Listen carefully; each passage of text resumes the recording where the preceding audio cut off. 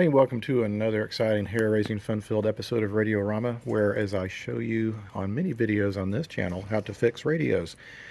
And today we have a Motorola, it says 600, I think that's just like the series. They made a whole bunch of radios in this style. They made a whole bunch of different styled radios with the same chassis, and I believe this is a 66L. Combination chunky heavy chrome with this dark green kind of turquoise looking leatherette covering.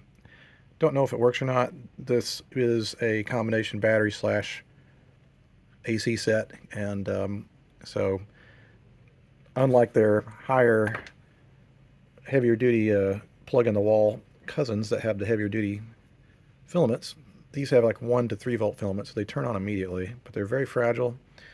So we're going to test it out and see if anything happens. Okay, let's see what happens if anything.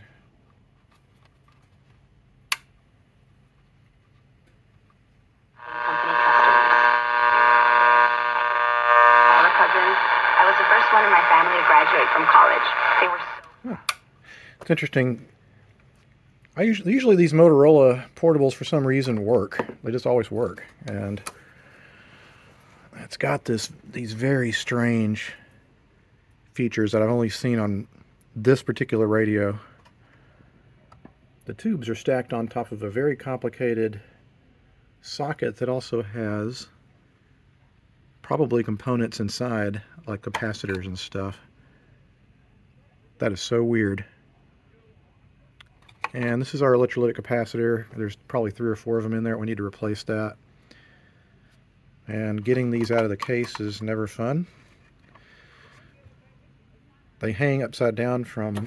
Ow, I just hit myself on that thing. I think there's a nut in the front, and then a screw on the other side, and you just pull the whole thing out. And you got to temporarily desolder the speaker. But let's get it out. Okay, well, I've got a few screws out, and now this thing is loose. So now what we need to do is take the old electrolytic can out of here.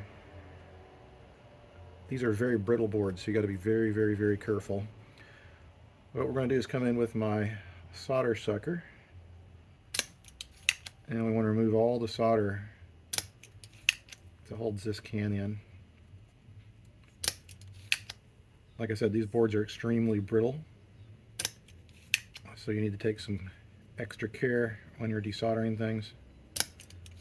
You don't want to flex the board if you can help it.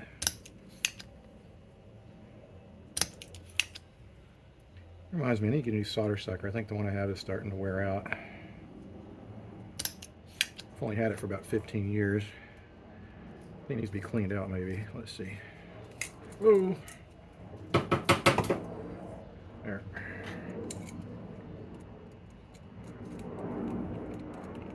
Alright, get back in there. I've had this shoot across the room before. It's under a lot of spring pressure. Oh yeah, there we go. That's much better.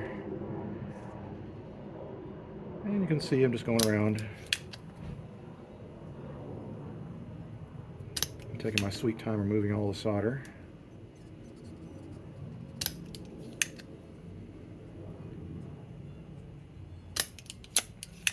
I'm not going to film all this. This is probably like watching house paint dry for you guys, but you get the idea. You want to clean out as much of that solder as you possibly can before you even try to remove that capacitor. Well, now I remember why I don't like working on these. As careful as I was, I gently pulled up the electrolytic, and one of the leads just like peeled off.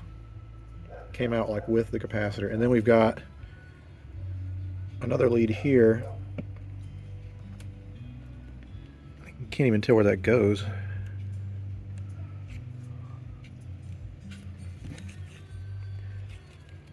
It's like going underneath something. It looks like it's going to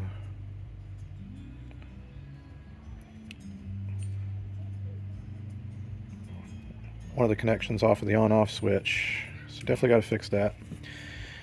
Oh man, how annoying. Oh well, I'll just have to run jumpers.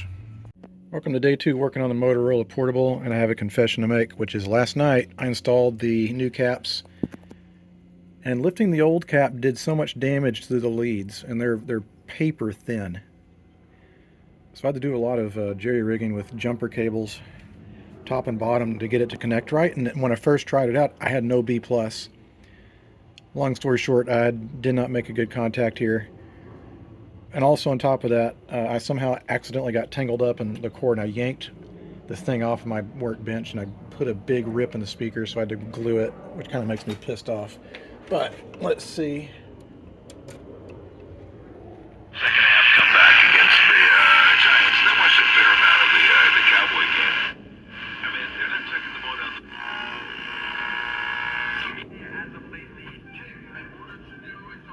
The group says popular videos are being posted by influencers who often downplay the risks associated with steroids. Jim Crisilla, CBS News. Talking about steroids. It's such like an 80s and 90s thing. Okay, so electrically the radio is pretty much done. On these portable sets, I don't worry too much about the seleniums because they didn't get a lot of usage. Plus, I don't want to risk damaging this board any more than I've already done so. I thought I had ruined this thing last night because there was so much damage to the leads. Like again, you get into these 50s sets with the PC boards, some manufacturers figured it out and some did not. And clearly Motorola had not figured it out with this model.